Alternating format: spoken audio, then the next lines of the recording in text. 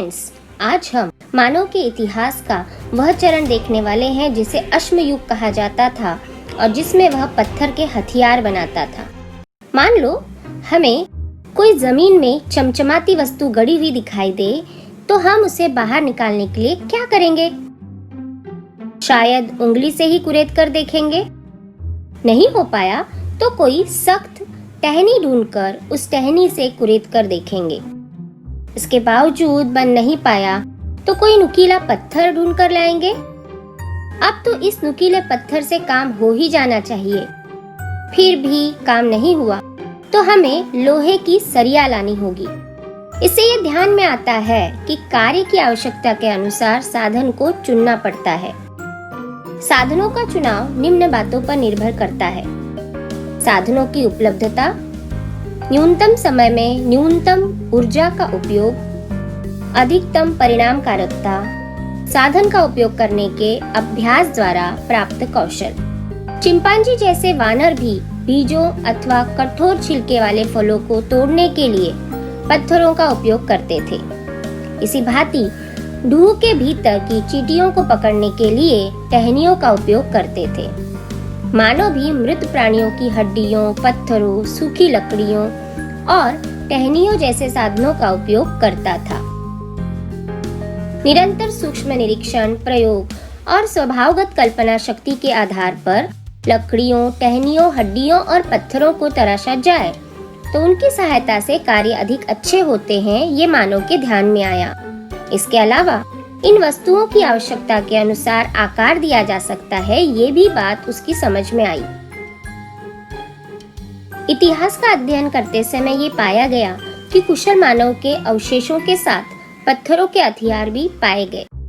चूंकि उन अवशेषों के आसपास वे हथियार पाए गए, इसलिए ये कहा जा सकता है कि हथियार कुशल मानव ने बनाए थे।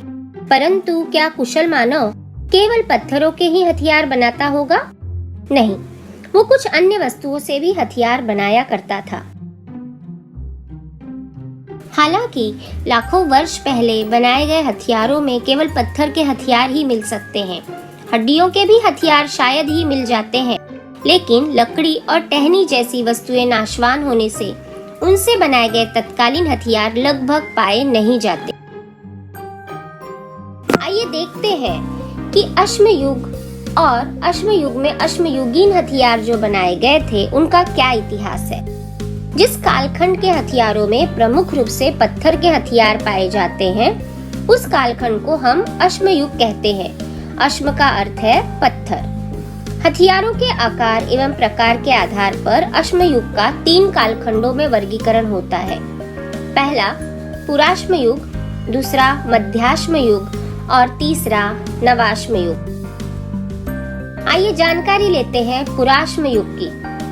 पुराश्मयुग के कुशल मानव एवं सीधी रीढ़ के मानव, इन दोनों ने आघात तकनीकी से हथियार बनाए। एक पत्थर दूसरे पत्थर पर पटककर पत्थर के छिलके निकालने की क्रिया को आघात तकनीकी कहते हैं। इस पद्धति द्वारा पुराश्मयुग के प्रारंभ में बनाए गए हथियार बेडौल और अनगढ़ थे। उन हथियारों के एक ओर के किनारे पर मामूली सी धार लगी रहती थी। ऐसे हथियारों को तोड़ू हथियार कहते थे। इनका उपयोग केवल कठोर छिलके वाले फलों और हड्डियों को तोड़ने के लिए करना संभव था। कुशल मानव द्वारा इस प्रकार के हथियार बनाए गए थे।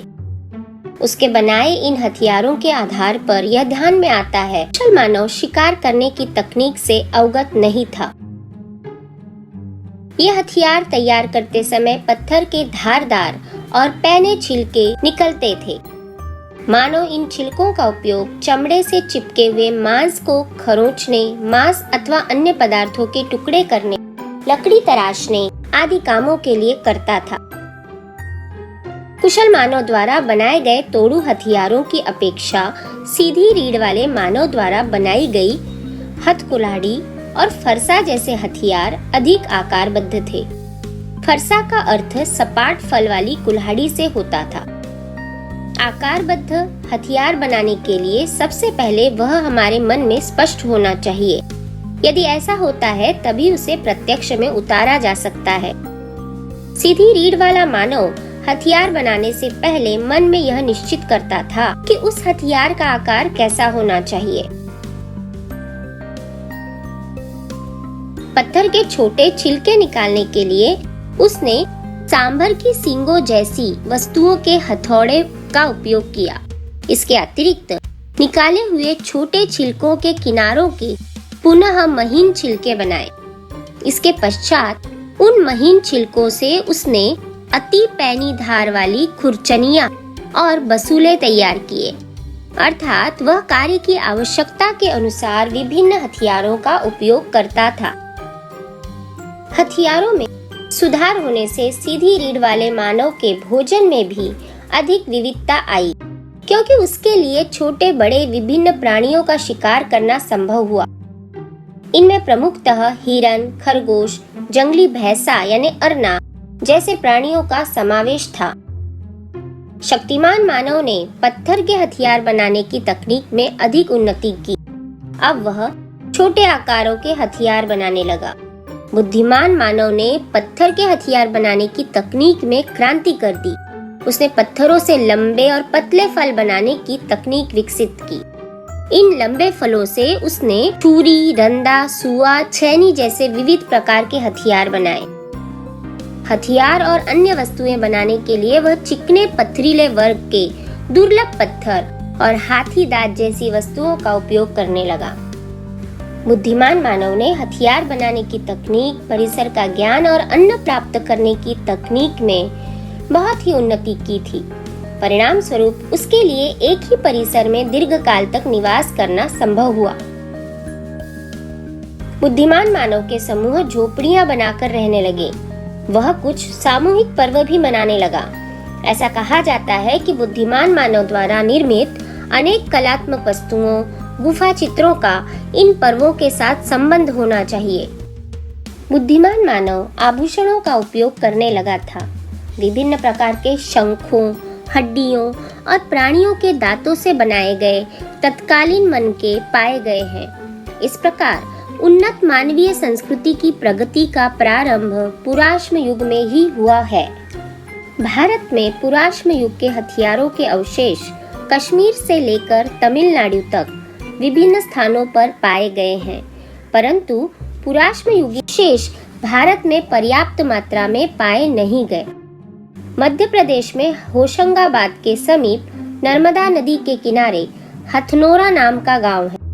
इस गांव के परिसर में अश्मीभूत खोपड़ी और कंधे की हड्डी के अवशेष पाए गए हैं। ये अवशेष पुराश्म युगीन एक स्त्री के हैं। इसके अतिरिक्त पुदुच्चेरी के निकटवर्ती एक गांव के परिसर में अश्मयुगीन एक बालक की अश्मीभूत खोपड़ी मिली है। अफगानिस्तान और श्रीलंका में भी पुराश्म युगीन मानव के कुछ अवशेष पाए गए। महाराष्ट्र में पुराश्म युगीन स्थानों में से नासिक के निकट गंगापुर और नेवासा के निकट चिरकी नेवासा प्रसिद्ध स्थान है। गंगापुर गोदावरी नदी के किनारे पर स्थित है। चिरकी नेवासा स्थान प्रवरा नदी के किनारे पर बसा हुआ है। आइए जानकारी लेते हैं मध्याश्म युग की। मध्याश्म युग के बुद्धिमान मानव की प्रगति एक चरण और आगे बढ़ी।